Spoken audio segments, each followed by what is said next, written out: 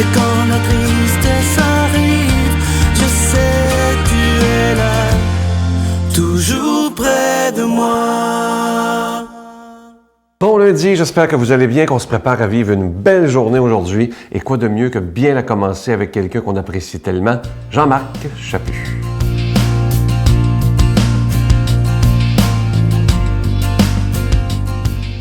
Bonjour. Hey, avez-vous déjà remarqué qu'il y a un mot difficile à prononcer? Pardon. Que pardonner, se pardonner, puis pardonner aux autres. Il y a un chef algonquin qui est passé à la commission de réconciliation pour ces jeunes autochtones qui ont été dans des orphelinats, qui ont eu des sévices sexuels, etc. Et il parle de choses extraordinaires. Il s'appelle Dominique Rankin peut-être. C'est un chef algonquin. Et lui, il a dit, on a voulu nous faire perdre notre identité. Quelle idée de fou! Comme si on pouvait effacer un être humain. On est toujours là. On a voulu faire ça, perdre leur langue, changer leur religion, leur croyance. Il lui dit cette chose extraordinaire. Avant de pardonner à d'autres, avant d'aller à cette commission de réconciliation, il fallait d'abord que moi, je pardonne. Il fallait que je croie en la vie, que je dise oui, il est possible encore de se refaire. Il a d'ailleurs dit dans la revue Vivre ceci, puis ça me frappe. Nous devons d'abord apprendre nous-mêmes à pardonner, à nous réconcilier, pour que cela puisse se faire à grande échelle par la suite. C'est à nous de montrer l'exemple. Pour moi, la réconciliation, c'est mettre la beauté à la place de la négativité. Savoir que tout commence par soi-même. Après, on n'a même pas besoin de parler. Les autres le voient quand on est bien dans notre peau. Et ajouter merci à tous nos anciens de m'avoir redonné un second souffle. Merci. C'est-tu incroyable d'être capable de pardonner? Et ça, je trouve ça difficile parce que j'en ai parlé puis les gens m'ont dit « Ah, ça non, je ne suis pas capable de faire ça encore. » Mais la journée, tu es capable de le faire.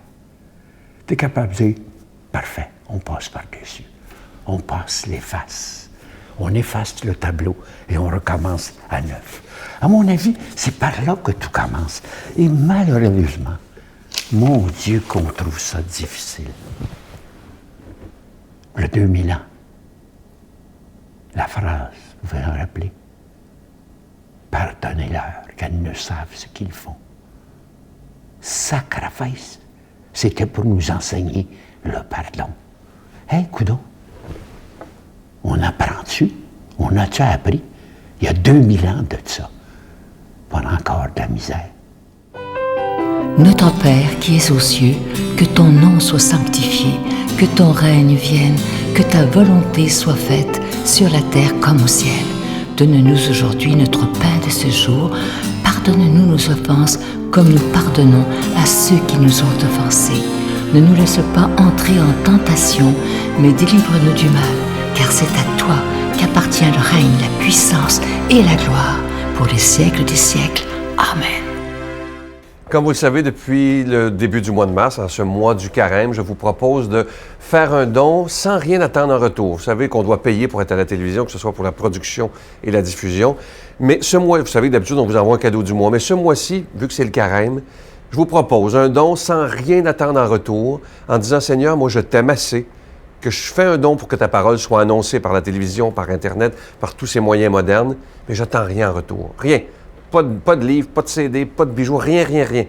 Le plus beau cadeau qu'on peut vous faire, c'est que depuis plus de 19 ans, on est 7 jours par semaine à la télé. Pour moi, je vous le dis, ça tient du miracle. Je n'en reviens pas encore comment est-ce qu'on a fait pour tenir aussi longtemps. Et ça, c'est grâce à ce Jésus qui est le maître de l'impossible, mais aussi à vous qui donnez des mains à la providence. Alors moi, je vous remercie de tout cœur. J'ai une foi infinie en ce Jésus qui est le maître de l'impossible et j'ai aussi une grande confiance en vous. Alors merci de tout cœur. Je vous donne l'adresse, la Victoire de l'Amour, casier postal 120, succursale Boucherville à Boucherville, le J4B 5E6, je vous la redonne, la Victoire de l'Amour, casier postal 120, succursale Boucherville à Boucherville, le J4B 5E6, également par téléphone, par carte de crédit, dans le 514-523-4433, 523-4433, ou sans frais, le 1-888-811-9291, 1-888-811-9291,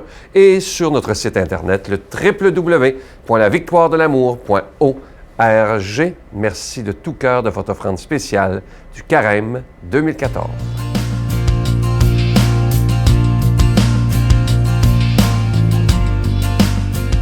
Mon Dieu, donnez-moi la sérénité d'accepter les choses que je ne peux changer, le courage de changer les choses que je peux et la sagesse d'en connaître la différence.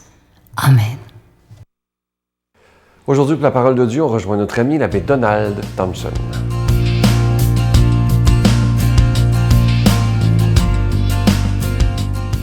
Bon matin. Déjà la 3e semaine du temps qu'on appelle le carême, ce temps de 40 jours avant la Pâque. Donc aujourd'hui, ce lundi, la liturgie de notre Église, de l'Église catholique, propose Saint Luc au chapitre 4, versets 24 à 30. Écoutez bien, c'est fort intéressant. Dans la synagogue de Nazareth, Jésus déclarait « Amen, je vous le dis, aucun prophète n'est bien accueilli dans son pays. En toute vérité, je vous le déclare, au temps du prophète Élie, lorsque la sécheresse et la famine ont sévi pendant 3 ans et demi, il y avait beaucoup de veuves en Israël. Pourtant, Élie n'a été envoyé vers aucune d'entre elles, mais bien à une veuve étrangère de la ville de Sarepta, dans le pays de Sidon. Au temps du prophète Élisée, il y avait beaucoup de lépreux en Israël. Pourtant, aucun d'eux n'a été purifié, mais bien Naaman, un Syrien. À ces mots, dans la synagogue, tous devinrent furieux. Ils se levèrent, poussèrent Jésus hors de la ville et le menèrent jusqu'à un escarpement de la colline où la ville est construite pour le précipiter en bas. Mais lui, passant au milieu d'eux, allait son chemin. Un évangile assez interpellant aujourd'hui. Regardez bien la situation. Jésus est dans la synagogue. La synagogue de Nazareth, son petit village, qu'on pourrait dire son village natal. Si on connaît Nazareth, c'est parce que Jésus y a habité. C'est à cause de la renommée de Jésus, si vous voulez. Alors, il est dans la synagogue, comme on dirait dans son église paroissiale, comme on dirait aujourd'hui, sa communauté croyante. Jésus fréquente la synagogue les samedis avec son père, sa mère. Donc, il y a une éducation religieuse, comme vous et moi, on fréquente une communauté croyante. Bon. Qu'est-ce qui arrive? Il est dans la synagogue, puis il déclare « Amen, je vous le dis, aucun prophète n'est bien accueilli dans son pays. » Bon, si Jésus fait une déclaration comme celle-là, il ne faut pas oublier une chose, que déjà dans son expérience, dans tout ce qu'il dit, ce qu'il fait, il sent toujours une forme de représailles, sent qu'il n'est pas accepté, sent qu'on n'a pas confiance. Donc, lui, il annonce le royaume de Dieu, c'est-à-dire comment Dieu veut, le bien que Dieu veut pour son peuple. Et là, il ne semble pas qu'il soit bien accepté parce qu'aucun prophète n'est bien accueilli dans son pays. Si on va dire souvent aujourd'hui, tu n'es jamais prophète dans ton milieu de vie, où c'est que tu peux faire quelque chose de très bien, peut-être que les gens ne te reconnaissent pas. Ben non, tu viens de la place, tu es le petit gars de la place. Qu'est-ce que tu peux faire de bon? C'est toujours l'étranger. Mais regardez bien qu'est-ce que Jésus évoque ici. Il évoque la situation de 2 prophètes dans l'Ancien Testament. Donc, il lit les textes de l'Ancien Testament dans la synagogue. Il médite les textes des prophètes. Alors, vous avez Élie, vous avez Élisée. Au temps du prophète Élie, bon, il y a une sécheresse, il y a une famille en Israël. Une veuve, quand une femme est veuve là, dans cette société-là, dans cette culture-là, qu'elle n'a pas de mari, elle n'est plus rien. Il n'y a pas l'aide sociale d'aujourd'hui, il n'y a pas le support.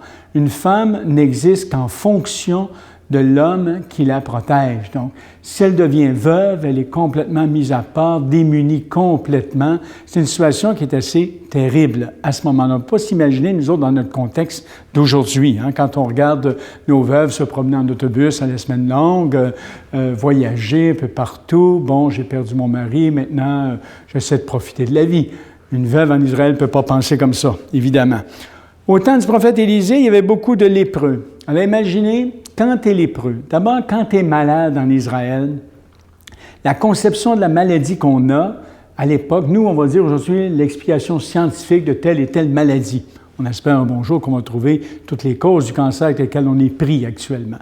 Mais quand tu es lépreux, une maladie contagieuse, pour un contemporain de Jésus, ça vient d'un esprit impur.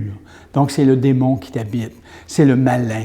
Donc, qu'est-ce qu'on fait? Imagine, tu ne choisis pas d'être lépreux, d'être malade. En plus d'être malade, on ne te touche pas, on te met à part, puis on t'isole complètement et il n'y a pas de bien-être social, il n'y a pas d'aide sociale. Imaginez la situation des malades et en particulier des lépreux, le mépris. Alors, Jésus dit pourtant, aucun d'eux n'a été purifié, sinon encore un étranger. Alors, c'est curieux, je suis ici avec vous, dit Jésus, j'essaie de faire des bonnes actions, de faire le bien, ne fais pas l'accepter, ne fais pas faire confiance.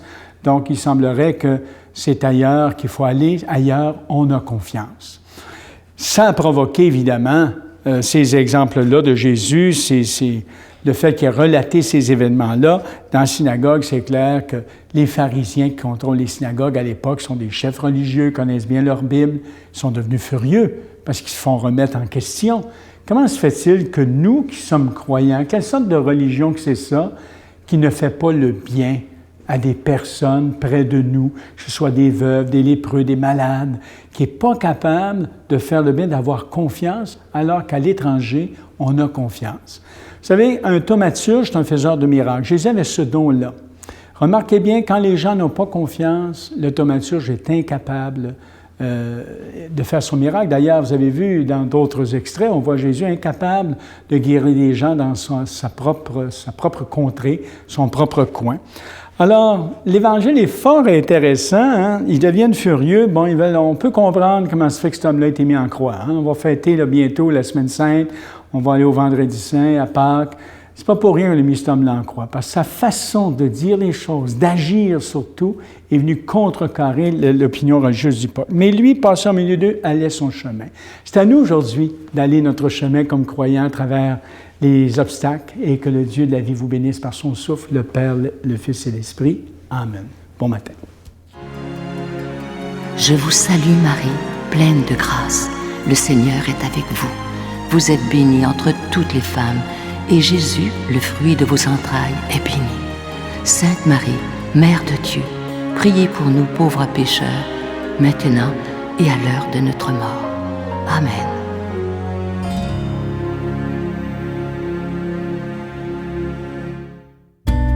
Dans le cadre du 350e anniversaire de Notre-Dame de Québec, la Victoire de l'Amour vous invite à une retraite tout à fait spéciale sous le thème « La puissance de la prière », en compagnie de l'abbé Raymond Gravel, l'abbé Robert Lemire, Jean-Marc Chaput, Sœur Angèle, Sylvain Charon et en chanson Miguel Padilla. La retraite aura lieu à l'hôtel Hilton, situé au centre-ville de Québec. Nous vivrons ensemble une célébration eucharistique à la basilique Notre-Dame de Québec et nous traverserons la Porte Sainte les 16, 17 et 18 mai prochains. Réservez rapidement avec Voyage Intermission au 514-288-6077 ou sans frais au 1-800-465-3255. Venez vivre une fin de semaine remplie de paix, d'amour et de joie.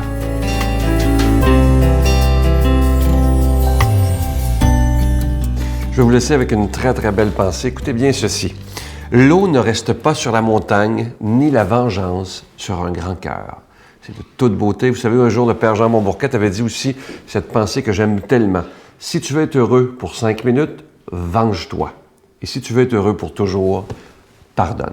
C'est ce que je vous souhaite, d'être capable de pardonner, mais aussi de demander pardon. C'est tellement la chose la plus belle qu'on peut vivre lorsqu'on est totalement libéré avec le pardon. Je vous souhaite une belle journée. Je vous dis à demain. Bye. C'est quand on sort de thérapie ou de prison, moi qui ai été aumônier de prison des années, la réinsertion dans une communauté, dans la société, c'est un vrai parrain. Alors, j'agis actuellement un peu comme son parrain. Lui, il m'appelle père parce que pour un bon Italien, le father, le père, je pense que je suis un père spirituel pour lui, mais... La Victoire de l'Amour remercie de tout cœur les Résidences Soleil de leur accueil si chaleureux.